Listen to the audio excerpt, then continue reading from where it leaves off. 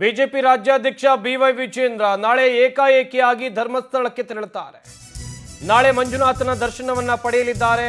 ವಿಜೇಂದ್ರ ಏಕಾಂಗಿಯಾಗಿ ಧರ್ಮಸ್ಥಳಕ್ಕೆ ಬಿಜೆಪಿ ರಾಜ್ಯಾಧ್ಯಕ್ಷ ಮಂಜುನಾಥನ ದರ್ಶನವನ್ನ ಪಡೆಯಲಿದ್ದಾರೆ. ಬಿವೈ ವಿಜೇಂದ್ರ ಆಣೆ ಪ್ರಮಾಣದ ನಡುವೆ ಧರ್ಮಸ್ಥಳ ಮಂಜುನಾಥ ಸ್ವಾಮಿ ದರ್ಶನವನ್ನ ಪಡಿತಾರೆ. ನಾಳೆ ಬೆಳಗ್ಗೆ 7 ಗಂಟೆಗೆ ಮಂಜುನಾಥನ ದರ್ಶನವನ್ನ ಪಡೆಯಲಿದ್ದಾರೆ. ಧರ್ಮಸ್ಥಳದಲ್ಲಿ ಶಾಸಕಾಂಗ ಪಕ್ಷದ ಸಭೆಯನ್ನು ನಡೆಸೋಕೆ ಚರ್ಚೆಯಾಗಿತ್ತು. ಅಡ್ಡ ಮತದಾನದ ಹಿನ್ನೆಲೆಯಲ್ಲಿ ಆಣೆ ಪ್ರಮಾಣ ಮಾಡಿಸೋಕೆ ನಾಯಕರು ಚರ್ಚೆಯನ್ನ ಮಾಡಿದ್ರು. ಆದರೆ ಇದೀಗ ತಾವೊಬ್ಬರೇ ಹೋಗಿ ದೇವರ ದರ್ಶನವನ್ನ ಪಡೆಯೋಕೆ ಮುಂದಾಗಿದ್ದಾರೆ.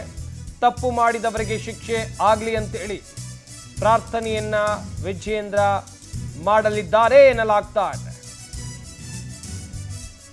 ಒಂದು ಕಡೆಯಲ್ಲಿ ಶಾಸಕಾಂಗ ಪಕ್ಷದ ಸಭೆಯನ್ನ ಧರ್ಮಸ್ಥಳದಲ್ಲಿ ಮಾಡಿ ಆಣೆ ಪ್ರಮಾಣ ಮಾಡಿಸುವಂತ ನಿಟ್ಟಿನಲ್ಲೂ ಚರ್ಚೆ ಆಗಿತ್ತು. ಆದರೆ ಇದಕ್ಕೆ ಬಿಜೆಪಿ ಪಕ್ಷದಲ್ಲೇ ದೊಡ್ಡ ಮಟ್ಟದ ವಿರೋಧ ವ್ಯಕ್ತವಾಗಿತ್ತು.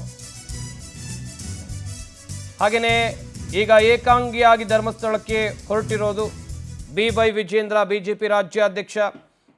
ಮಂಜುನಾಥನ ದರ್ಶನವನ್ನ ನಾಳೆ ಬೆಳಗ್ಗೆ 7 ಗಂಟೆಗೆ ಪಡಿತಾರೆ.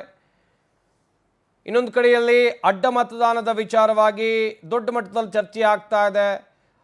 ಧರ್ಮಸ್ಥಳದಲ್ಲಿ ಶಾಸಕಾಂಗ ಪಕ್ಷದ ಸಭೆಯನ್ನು ಮಾಡಿ ಅಲ್ಲಿ ಚರ್ಚೆ ಮಾಡಬೇಕು, ಆಣೆ ಪ್ರಮಾಣ ಮಾಡಬೇಕು ಅಂಥೇಳಿ ನಿರ್ಧಾರವನ್ನು ಕೂಡ ತೆಗೆದುಕೊಂಡಿದ್ರು. ಆದರೆ ವಿರೋಧ, ಅವರದ್ದೇ ಪಕ್ಷದ ಹಿರಿಯ ನಾಯಕರಿಂದ ವಿರೋಧ ವ್ಯಕ್ತವಾಗಿತ್ತು. ಅದೊಂದು ಪವಿತ್ರ ಸ್ಥಳ, ಅದನ್ನು ರಾಜಕೀಯಕ್ಕಾಗಿ ಬಳಕೆ ಮಾಡಿಕೊಳ್ಳೋದು ಸರಿಯಲ್ಲ ಅಂಥೇಳಿ ಚರ್ಚೆಗಳು ಆಗಿತ್ತು.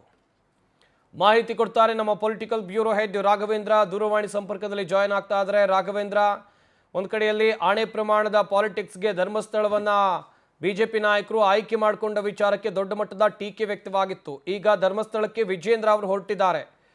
ಕಾರಣ ಹೇಳ್ತಾ ಹೋಗೋದಾದ್ರೆ ರಾಘವೇಂದ್ರ. ಯೋಗೀಶ್, ಪ್ರಮುಖವಾಗಿ ಏನು ಪರಿಷತ್ ಚುನಾವಣೆಯಲ್ಲಿ ಆದಂತಹ ಅಡ್ಡ ಮತದಾನದ ಎಫೆಕ್ಟ್ ಬಿಜೆಪಿಯಲ್ಲಿ ದೊಡ್ಡ ಮಟ್ಟದ ಬಿರುಗಾಳಿಯನ್ನ ಬೀಸ್ತಾ ಇರ್ತಕ್ಕಂಥದ್ದು. ಈ ನಿಟ್ಟಿನಲ್ಲಿ ರಾಜ್ಯಾಧ್ಯಕ್ಷ ವಿಜೇಂದ್ರ ಅವರು ಸಾಕಷ್ಟು ಒಂದು ಇದಕ್ಕೆ ಒಳಗಾಗಿರ್ತಕ್ಕಂಥದ್ದು.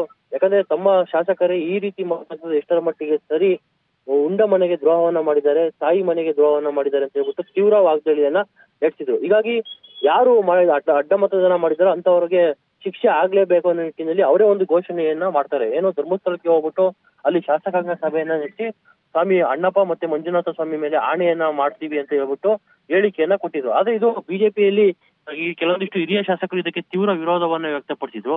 ಧರ್ಮಕ್ಷೇತ್ರದಲ್ಲಿ ಒಂದು ಈ ರಾಜಕೀಯ ಮಾಡ್ತಕ್ಕಂಥದ್ದು ಬೇಡ, ಯಾಕಂದ್ರೆ ಕೆಲವರು ಬಂದು ಏನು ಮಾಡಿದ್ರು ಸಹ ಬಂದು ಅವರು ಆಣೆ ಮಾಡುವಂತ ಸಾಧ್ಯತೆ ಇದೆ. ಹೀಗಾಗಿ ಧಾರ್ಮಿಕ ನಂಬಿಕೆಯ ಮೇಲೆ ಅದು ಎಫೆಕ್ಟ್ ಆಗುತ್ತೆ. ಈ ನಿಟ್ಟಿನಲ್ಲಿ ಯಾವುದೇ ಕಾರಣಕ್ಕೂ ಸಹ ಇಂತಹ ದುಸ್ಸಾಹಸಕ್ಕೆ ಕೈ ಹಾಕೋದು ಬೇಡ ಅನ್ನೋ ನಿಟ್ಟಿನಲ್ಲಿ ಹೇಳಿಕೆಗಳನ್ನ ಕೊಟ್ಟಿದ್ರು. ಜೊತೆಗೆ ಹೈಕಮಾಂಡ್ ಗಮನಕ್ಕೂ ಸಹ ತಂದಿದ್ರು. ಹೈಕಮಾಂಡ್ ಸಹ ಇದ್ರ ಬಗ್ಗೆ ಯಾವುದೇ ಕಾರಣಕ್ಕೂ ಸಹ ಇಂತಹ ರಾಜಕೀಯವನ್ನ ಮಾಡಕ್ ಹೋಗಬೇಡಿ ಅನ್ನೋ ಸೂಚನೆಯನ್ನ ಸಹ ಕೊಟ್ಟಿತ್ತು.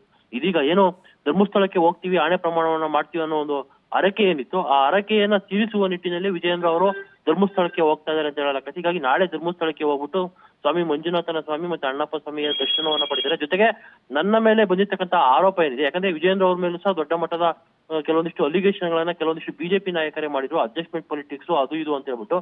ಹೀಗಾಗಿ ನಾನು ರಾಜ್ಯಾಧ್ಯಕ್ಷನಾಗಿ ಏನ್ ಕೆಲಸ ಮಾಡ್ಬೇಕು ಆ ಕೆಲಸವನ್ನ ಮಾಡ್ತಾ ಇದ್ದೇನೆ. ಯಾಕಂದ್ರೆ ಪಕ್ಷ ನನಗೋಸ್ಕರ ಒಂದು ಜವಾಬ್ದಾರಿಯನ್ನ ಕೊಟ್ಟಿದೆ. ಆ ಜವಾಬ್ದಾರಿಯಿಂದ ನಾನು ನುಣಿಸಿಕೊಳ್ಳುವಂತಹ ಪ್ರಮೇಯವೇ ಬರೋದಿಲ್ಲ. ಹೀಗಾಗಿ ನಾನು ಮಾಡ್ತಕ್ಕಂತಹ ಕೆಲಸದ ಮೇಲೆ ನನಗೆ ನಂಬಿಕೆ ಇದೆ. ಹೀಗಾಗಿ ಸ್ವಾಮಿ ಮಂಜುನಾಥನ ಸನ್ನಿಧಿಗೆ ಹೋಗ್ಬಿಟ್ಟು ನಾನು ನನ್ನ ಹರಕೆಯನ್ನ ತೀರಿಸ್ತೀನಿ ಅನ್ನೋ ನಿಟ್ಟಿನಲ್ಲಿ ಇದೀಗ ಧರ್ಮಸ್ಥಳಕ್ಕೆ ವಿಜೇಂದ್ರ ಅವರು ಹೊರಟಿರ್ತಕ್ಕಂಥದನ್ನ ನಾವು ಗಮನಿಸಬಹುದಾಗಿದೆ. ಜೊತೆಗೆ ಯಾಕಂದ್ರೆ ಒಂದು ಧಾರ್ಮಿಕ ಕ್ಷೇತ್ರಕ್ಕೆ ಹೋಗ್ತೀವಿ ಅಂದ್ಮೇಲೆ ಹೋಗ್ಲೇಬೇಕು ಅನ್ನೋ ನಿಟ್ಟಿನಲ್ಲಿ ವಿಜೇಂದ್ರ ಅವರ ಒಂದು ಆಪ್ತ ಬಳಗ ಹೇಳ್ಕೊಂಡ್ಕೊಳ್ತಾ ಇರ್ತಕ್ಕಂಥದ್ದು. ಹೀಗಾಗಿ ವಿಜೇಂದ್ರ ಅವರು ಧರ್ಮಸ್ಥಳಕ್ಕೆ ಹೋಗ್ತಾ ಇದ್ದಾರೆ. ಅಲ್ಲಿ ಏನು ತಮ್ಮ ಮೇಲೆ ಬಂದಿರ್ತಕ್ಕಂಥ ಆರೋಪ ಮತ್ತೆ ತಾವು ಹಿಡಿತವನ್ನ ಇಟ್ಕೊಂಡಿಲ್ಲ ಶಾಸಕರ ಬಳಿ ಅಂತ ಏನು ಆರೋಪ ಇದೆ, ಆರೋಪಕ್ಕೆ ತಕ್ಕನಾಗಿ ನಾನು ಧರ್ಮಸ್ಥಳದಲ್ಲಿ ವಿಶೇಷ ಪೂಜೆ ಮತ್ತೆ ಆಣೆಯನ್ನ ಮಾಡ್ತಾ ಇದ್ದೀನಿ ಅನ್ನೋ ನಿಟ್ಟಿನಲ್ಲಿ ಅವರು ಆಪ್ತರ ಬಳಿ ಹೇಳ್ಕೊಂಡಿರ್ತಕ್ಕಂಥದ್ದು. ಯೋಗೀಶ್, ಥ್ಯಾಂಕ್ ಯು ರಾಘವೇಂದ್ರ ತಮ್ಮೆಲ್ಲ ಡೀಟೇಲ್ಸ್ಗಾಗಿ.